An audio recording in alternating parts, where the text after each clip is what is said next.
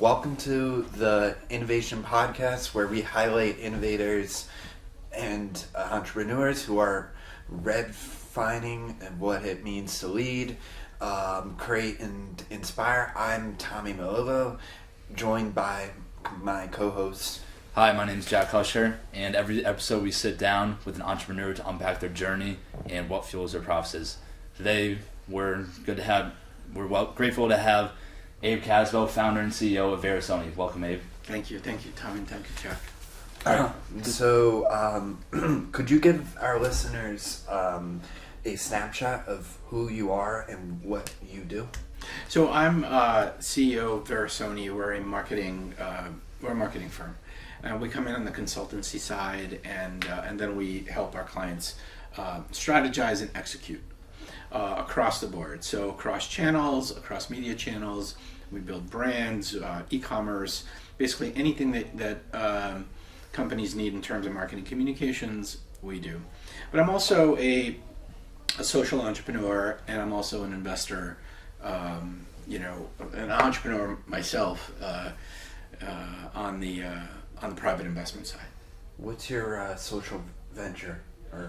Well, I did a PBS film on Arab Americans. It was the first film of that kind, and it was a nationally distributed film. I also did back when the Syrian refugee thing was happening, we did Only One Toothbrush, where we got almost 250,000 toothbrushes over to Germany, and that was a whole social campaign, very successful. And and I also spend time doing stuff like this, meeting with students, and that's great. Yeah. Awesome. All right, so we just want to know, is there a moment or what first inspired you to take the leap into entrepreneurship? I think there was just a moment in time where I felt like I was ready. I was working in corporate at the time, and then sort of something snapped that said this might be the right moment. And to be honest, I don't know if it was the right moment at the time, but I took the risk, and here we are. In sort of playing things back, could I have done things differently? The answer is yes, and sometimes the answer is no. It was the right moment for me at that time. So I wanted to bring up a point from your talk. There are 100,000 marketing agencies registered in 2024. How does your agency, Verasoni, differentiate from every other agency? I don't know. I don't know if we're different than any other agencies. I mean, there's a lot of people that do really good work out there. Our approach is built on honesty, transparency, and trust. Do we do things more innovatively than everybody else? Everybody is quote unquote. Everybody says they're innovative, right? But at the end of the day, to me, our business is about relationships. It's about executing. And in marketing, just like in sports, you could have a really good strategy and have a really good plan. If you don't execute, it's tough. So we do a really great job executing. But again, to your point, there's a lot of people that do what we do. But I also think there's a lot of business out there for everybody. Yeah, definitely.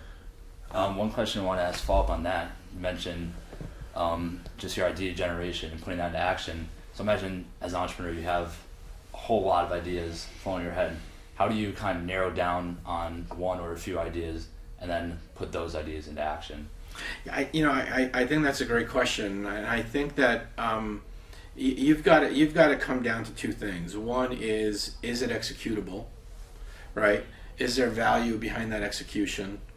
And then what you think the results are, because a lot of times, there's probably data, there's experience, there's a lot of things that we rely on as entrepreneurs to do X, Y, and Z. But sometimes it is, a gut feeling. Like, I don't think that Elon Musk ran around doing a bunch of, surveys or focus groups. Same thing with Steve Jobs.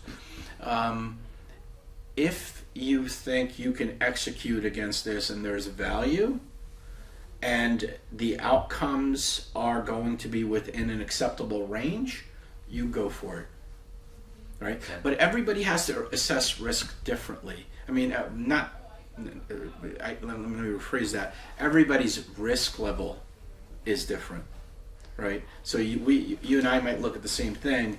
Your risk level may be different than mine, and so that may impact execution. Okay, awesome.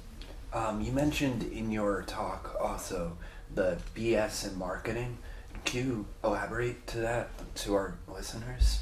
Yeah, I think that today we're all being gaslit into the value of social, right? And the value of social is there. It's going to continue to be there for the foreseeable future, but it can't be at the expense of other things. It depends on what you do. Are you a B2B business? Are you a B2C business? Are you a B2B2C business?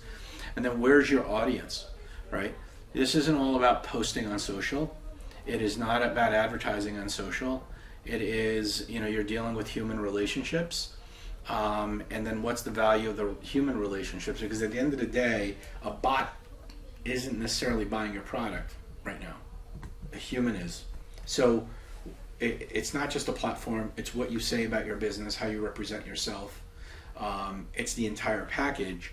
And I want people to be careful when they think about how they approach social media, how they approach digital advertising, because, as I said in my talk previously, there is an extraordinary amount of waste in the billions of dollars chasing clicks online. Yeah, 100%. One thing that I was curious about is that I feel like for entrepreneurs, failure is something that is very common. I just want to know what do you define failure as, if failure is even a thing, and what was one moment where you failed or something didn't go your way but you still pushed through it? Yeah, I mean, I think with the film, right? I mean, how I define failure. I mean, failure is I think that the real definition of failure is when something happens to you, you don't do anything about it. That's total failure. I think that if you do something about it and it doesn't work, then you might have learned something from it, or you might have learned it just didn't work. And that, I don't think that that's failure, right? Sometimes things take a lot longer to happen than I would like, that I might perceive I'm failing in. But the outcome is next week. The outcome may not be today. And I'm thinking that the outcome is today. And that's a dangerous situation. So, I think you have to sort of failure and perseverance, you have to sort of put them in the same bucket and figure out, as an entrepreneur, because perseverance is a big deal. People give up very quickly if stuff doesn't work. Well, if stuff doesn't work, it may not be working because of a variety of things, including, timing. It may not work today, but it might work next week. It might work next year. It may not work at all, right? And so I don't know if I've answered your question, but I would sort of directionally point you towards what I just said. No, yeah, that makes sense. Excuse me. I think students on college can relate. If you get a test, don't get a good score right away, could be defined as failure, but there's still a long semester left. You could use that failure to kind of motivate you and do stuff differently so you could eventually succeed in that. So thank you for that. 100%. Can you tell our viewers about your book and what is it about? Yeah, so I wrote a book called Irresponsibly Digital, and it's right here. Thank you for the plug. And Irresponsibly Digital is basically it's basically a cry.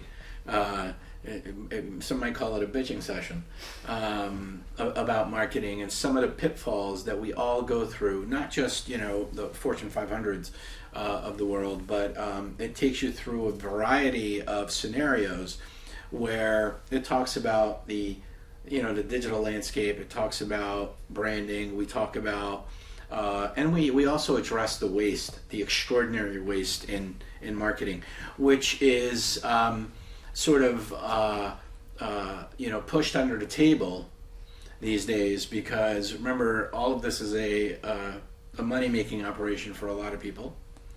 And digital media is at the forefront of our lives.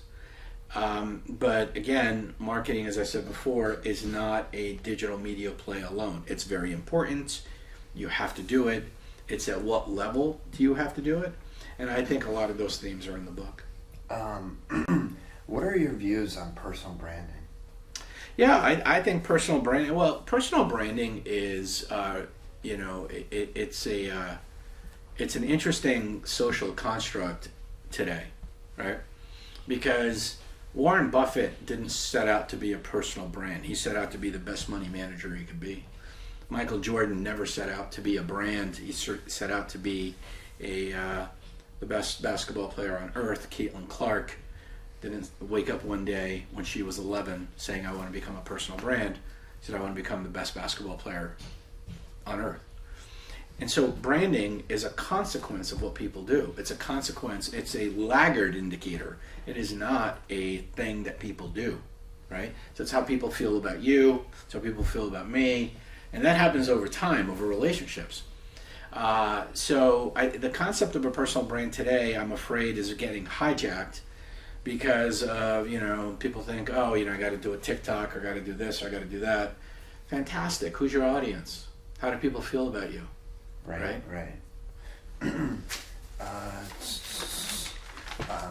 Entrepreneurs demand resilience. How do you stay grounded when things don't go as planned?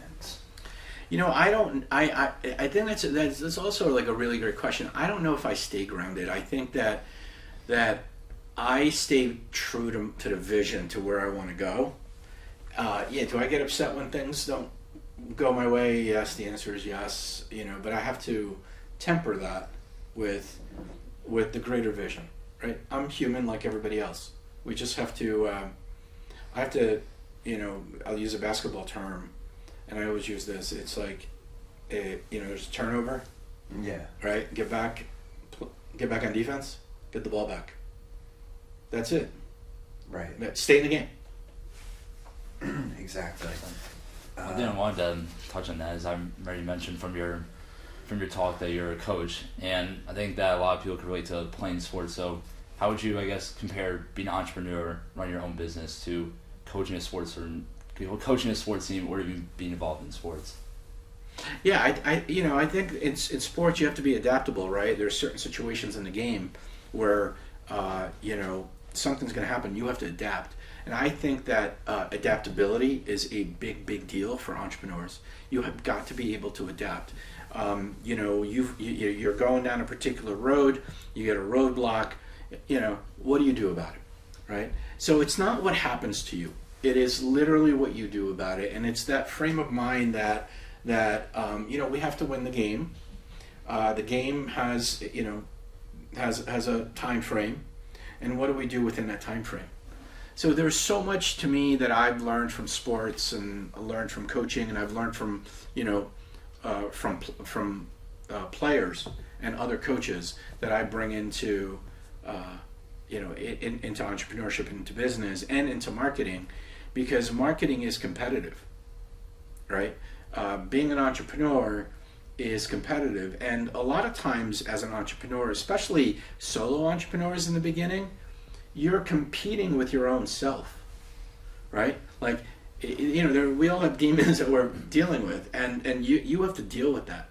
And that's that part of adversary. That's the person you're playing against.